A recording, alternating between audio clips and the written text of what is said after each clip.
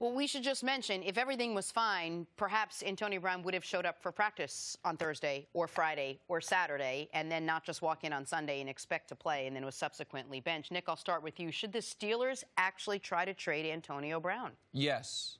It takes a long walk to get me to the place where I would even contemplate trading a player of Antonio Brown's caliber for a team that is not in rebuilding mode. It'd be one thing if Ben Roethlisberger just announced his retirement and we were like, well, the Steelers are tearing it all down. And you've sat with me for the last 2 years. A lot of the stuff Odell does, doesn't even bother me. Not only do I excuse it, I don't even know if it should be talked about. There are a lot of things that I can say that is the cost of doing business with young, rich, powerful alpha males or alpha humans, male or female. Like that's just the cost of doing business. But I need to know you're going to show up for work. I need to know I can count on you. And for all the distractions a guy like Odell can bring, there's never been an instance where it's not like he went on that boat trip in Miami and never came back. Like there was never a concern about will he be there for his teammates. And Mike Tomlin had an interesting quote about Antonio Brown a few years ago when he wouldn't stop getting these celebration penalties in the end zone. And Mike Tomlin said, well, what do you want me to do? Not play him? Because you really are out of options. You can only fine a player so much. When he's paid at AB's level, the fines don't impact him at all. And so when Antonio has gotten to a place where in a must-win game, their biggest game of the season, a season that could be salvaged if they win, if they would have won last week, which they did, and get in, which they didn't, he doesn't show up for work. He doesn't show up for work in multiple days. I have to at least see what the market is for him. I have to see, can I bring in enough talent back to deal with the talent going out the door just to have some type of accountability in the workplace? See, I couldn't disagree with you more. Because Antonio Brown is arguably the best wide receiver in the National Football League, and you talk about showing up for work, Antonio Brown has showed up for work every single Sunday. If you go back to 2013, he's been the most productive receiver in the league, whether it's catches, yards, targets, you name it, whatever metric you want to use to judge receivers, he's been the best. He's had 1,026 targets since 2013. The next closest wide receiver doesn't have 900. So that just puts it into context what kind of player that we're talking about. And if you consider the fact that you're going to have a 37-year-old quarterback at the start of next season, you're probably going to lose Le'Veon Bell in free agency.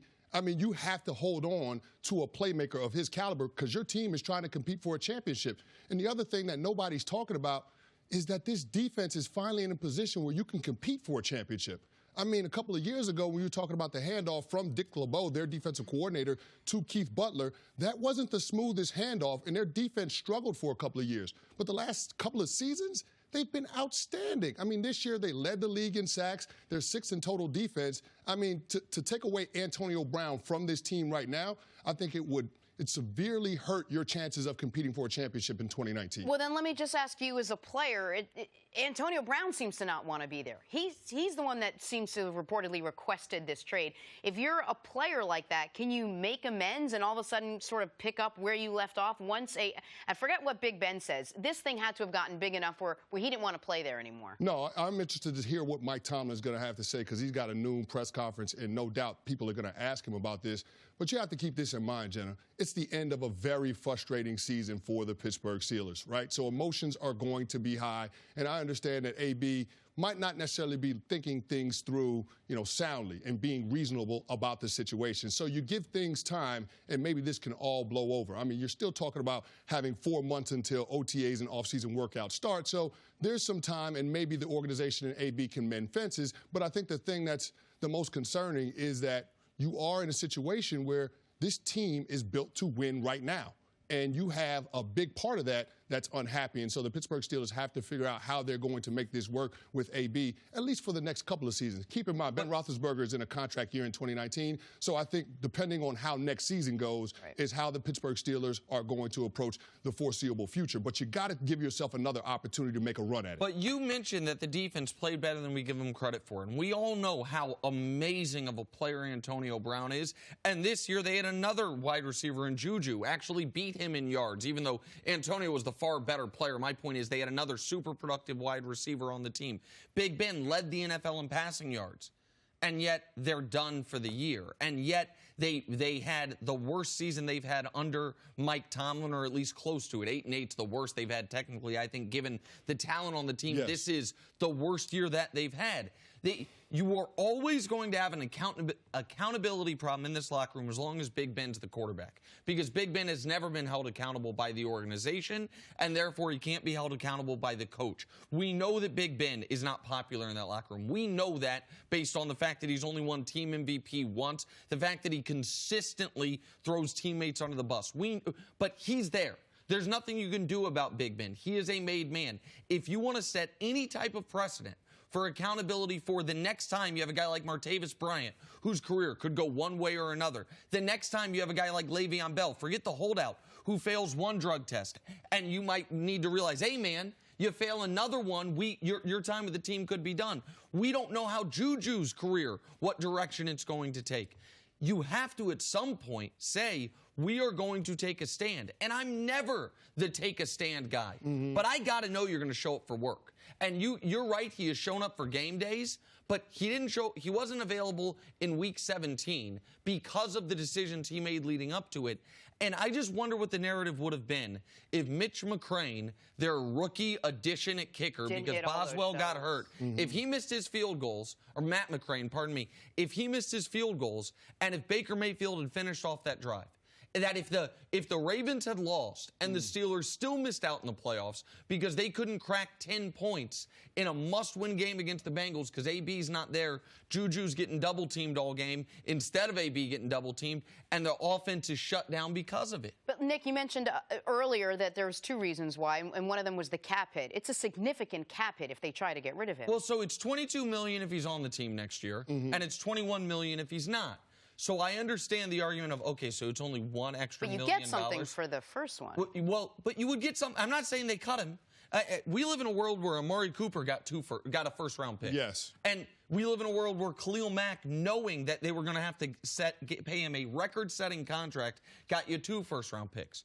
So what does Antonio Brown get you if the team that's trading for him has him for the next 3 years for $12 million a year? I think it's more than a first. I don't know if it's 2 firsts, but I think there's a team in Green Bay that's got a couple first-round picks, right? Yeah. That I think would be interested in a first and third for Antonio Brown. So you don't cut him, but I would. That's why I said I would test the waters. Sure. I would see, can I get enough value production back to make it worthwhile trading away who I agree with you is the best receiver in the NFL. Well, that's the balance of it, right? Because the GM for the Green Bay Packers, he recognized his team wasn't good enough to compete for a championship, so he did make some moves and be able to acquire some draft capital. But when you're talking about the Pittsburgh Steelers, Ben Roethlisberger is older than Aaron Rodgers. Yep. And Ben Roethlisberger only has 1 more year under contract. They just signed Aaron Rodgers to a 4-year contract extension. So you're going to have him for 4 more seasons after 2018. So it made sense for them to push the reset button this season. I don't know if the Steelers can afford to do that. Now, as far as your point about Mike Tomlin and preserving the integrity of his messaging to the rest of the locker room, I'm just going to go back to something that Jimmy Johnson said a long time ago. I'll treat all my players fairly, but I won't treat all my players equally. And the guys in the locker room understand that. They know that having 84 on the field gives them a better chance to win than not having it. But here's the thing. I could even go down that bridge with you if Tomlin had played him on Sunday. Because it's not like AB didn't show up to the stadium Sunday. But what's the rumor, though, Nick? They didn't play because AB was upset at Ben Roethlisberger, and they had a blow-up during the course of the week. And you just said that the organization has a problem holding Ben Roethlisberger accountable. So is it the quarterback that's the problem or the wide receiver? I think both are I think right now AB is a bigger problem. I think Ben Roethlisberger is maybe the stem of all of this. But the point that I'm making is, even for Mike Tomlin, who is always, like Jimmy Johnson, I think had different rules for different guys, said, this is a bridge too far. In our biggest game of the year, I'm not going to play you. When you make that decision, I think you're being foolish if you don't at least field some phone calls and see what Antonio Brown's trade value is. And you have to assume that decision went higher than Mike Tomlin as well. That was probably a collective Pittsburgh Steelers decision. I don't know. To play Antonio, to not play that. I mean, who plays and who doesn't play? I think that's on Mike Tomlin. Really? That's not on the general manager. The trade would be Sure. collective. I think who plays on Sunday is a Mike Tomlin decision. Thanks for watching. Subscribe here to get the latest from the show. Also, be sure to check out more of the best clips from First Things First, or go watch a few segments from our other shows on FS1.